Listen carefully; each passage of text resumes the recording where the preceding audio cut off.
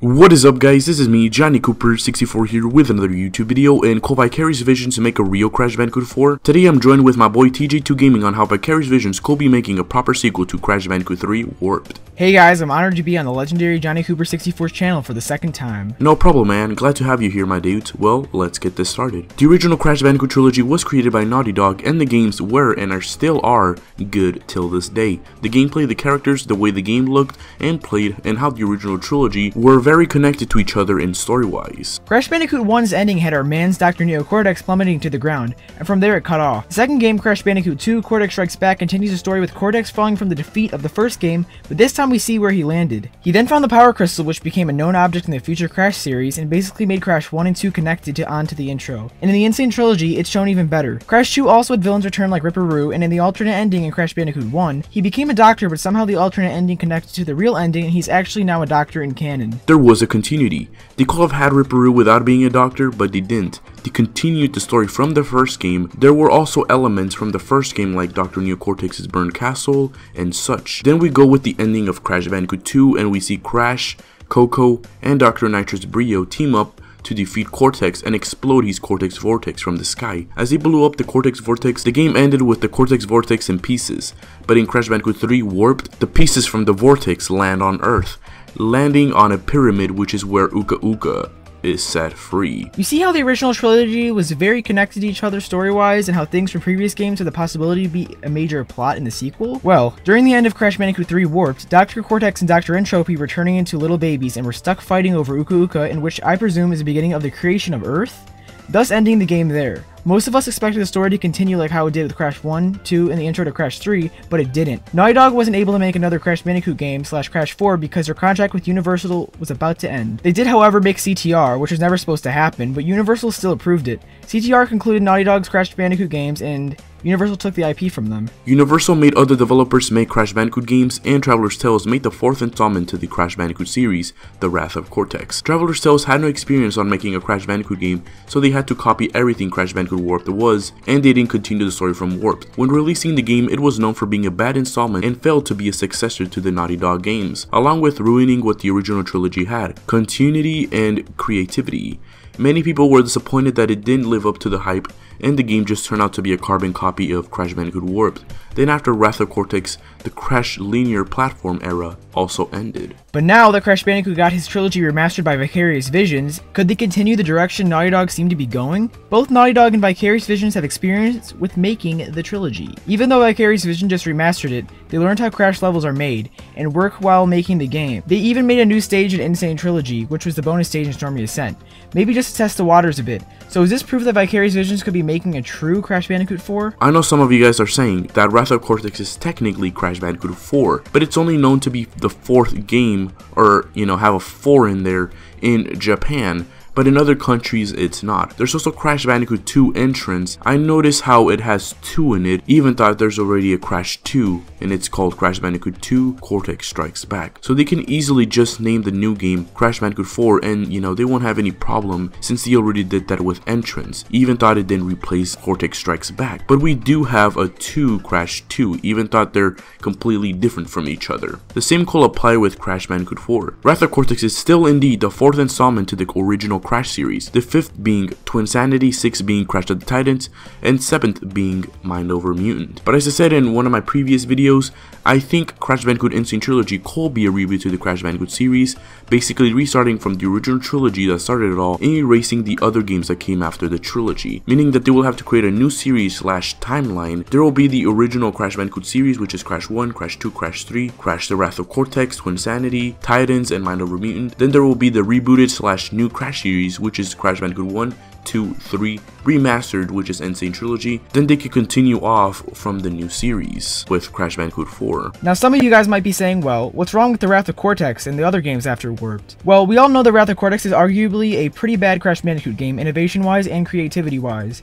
It copies everything that Crash Bandicoot Warped had. It copies the warp room and even how it is set up. It has Coco standing there on the computer like Warped. It has platforms to take you to the secret warp room, and the electricity fields that prevent you from entering those levels. The warp rooms are exactly like Warp 2. The levels feel empty and cheap. It has lots of unnecessary nitro crates that make the game more challenging instead of making the level itself harder or adding more enemies. The game is basically 90% vehicle levels and is supposed to be a platform game, not Banjo-Kazooie nuts and bolts. Alright, maybe we are a bit too harsh, but it's the truth.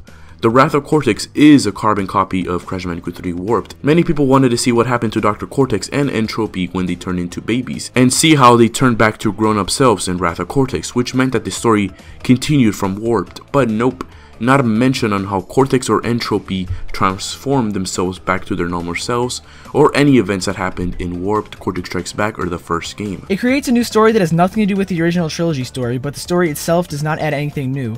Yeah, we have Crunch Bandicoot, but that's it. The Elementals are nowhere to be found in the sequels, and Crunch doesn't do shiz in Crash Twinsanity. So Wrath of Cortex is not a true sequel to Warped, and there is no connection, unlike the original trilogy, and should not be known as Crash Bandicoot 4. So the game can easily be erased from the main canon along with the following games that come after Wrath of Cortex. So what I'm saying here is that the original trilogy have their own story and are connected.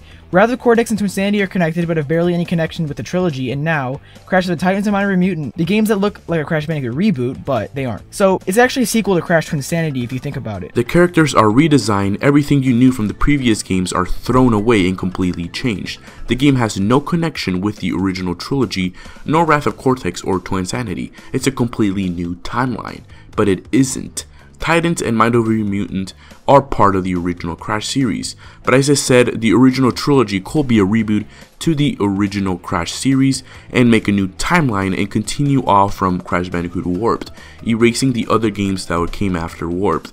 Because I don't think Vicarious Visions is going to continue the story from Mind Over Mutant, and making a new game similar to the trilogy, but after Mind Over Mutant feels weird, and Mind Over Mutant really feels weird and doesn't fit in the timeline at all. Plus, new players haven't played those games and they won't know what happened during the events after Mind Over Mutant. Now, I don't think they're going to be bothered with playing those games since they're pretty different from what they played in the Insane Trilogy. Erase the games after Warp to continue the story after Warp. While there's been no company that did this, there are some that did something similar to this, like the Devil May Cry series. There are 4 Devil May Cry games, and then in 2012 they made a reboot to the game, but the game was not bad, but it wasn't good for the series, so they had to completely ignore it, ignore the reboot and everything, and now they are making a Devil May Cry 5 and continuing off the story from the original Devil May Cry series. The same could be said for Titans. It had nothing to do with the original trilogy, so Vicarious Visions can easily just skip them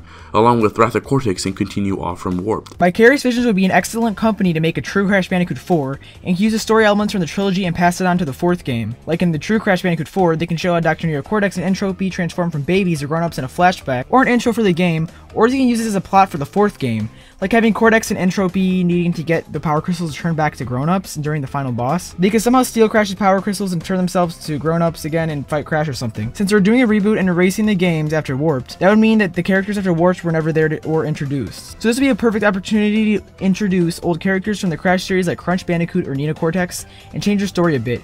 Give them a new backstory and change their personalities, have them be in the boss battles for the game or something, but don't have Crunch be the boss battle for every single Warped room. That's a mistake Wrath of Cortex did, and have elements from Crash 1 and Crash 2 and Crash 3, and adding some new flavor into the 4th game and changing a bit of things.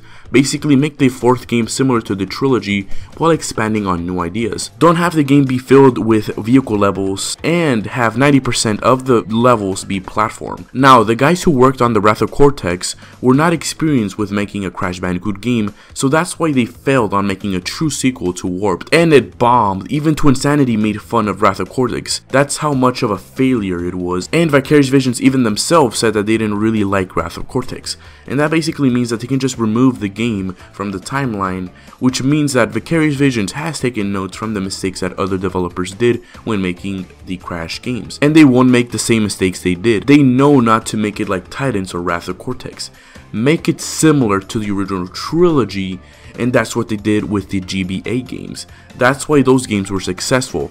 Plus, they're fully experienced with Crash Bandicoot and know how things work. They made other Crash games that were really good, like Crash Bandicoot: The Huge Adventure, Crash Bandicoot Entrance, and many more. Plus, they had to remaster the original trilogy from the ground up, so I bet they got brand new ideas for future Crash Bandicoot levels on a new Crash Bandicoot game. And they also said that they would love to make a new Crash Bandicoot game during an interview before the Insane Trilogy came out, so we know that they would have some ideas for the sequel of Insane. And I can bet that it's going to be similar to the original trilogy in style of gameplay. It's also been reported that Crash Bandicoot is going to be having a 5-year deal and a new game in 2019, which is presumed to be a new Crash Bandicoot game. This would be a perfect opportunity to start the franchise after Insane Trilogy and continue the series from there so they can make games for the future and have Vicarious Visions be the ones to take care of the Crash Bandicoot series, and not let the same mistake happen with Naughty Dog where they can only make 4 games and then pass it on to other developers. Vicarious Visions need to make the future games as they're going to know what the future holds for Crash, and that's what would make this Crash series extra special and amazing. So overall, I think Vicarious Visions is going to continue off the story from Warped and are capable on doing future Crash Bandicoot games and make a true Crash Bandicoot 4 and reintroducing characters like Crunch and Nina Cortex in the game with a new backstory for new players to understand, instead of continuing the story from Mind Over Mutant, as new players haven't really played those games and are really different from the original trilogy. And making the game a sequel to Warped, so new players would buy the game and know the story and have a better and improved story. Plus, we all want a true Crash Bandicoot 4 because Wrath of Cortex was just really bad and a disappointment. So hopefully the sequel to Warped does continue off the story and introduce some new recurring elements. Let's hope the 2019 game is Crash Bandicoot 4, and if you guys like the idea of there being a true Crash 4 and Insane Trilogy being a reboot to the Crash series, let Vicarious Visions know about it so they can get an idea on what to do for the next game and for the future of the Crash series. Thank you very much, TJ, for joining me on this video. It's a pleasure working with you, and hopefully we can do this again soon. Yeah, hopefully. Thanks, Legend. Everyone, make sure to subscribe to the god tj2gaming, and thank you guys very much for watching, and thank you for those who supported me on this channel since last year when the Insane Trilogy came out. It's been a pleasure making videos for you guys, and I'll continue on doing videos for years to come. And hopefully we get an announcement of the new Crash Bandicoot game this year on E3 2018. Thank you guys so much for watching, and I'll see you guys in the next one. Peace. This would be a perfect Fuck.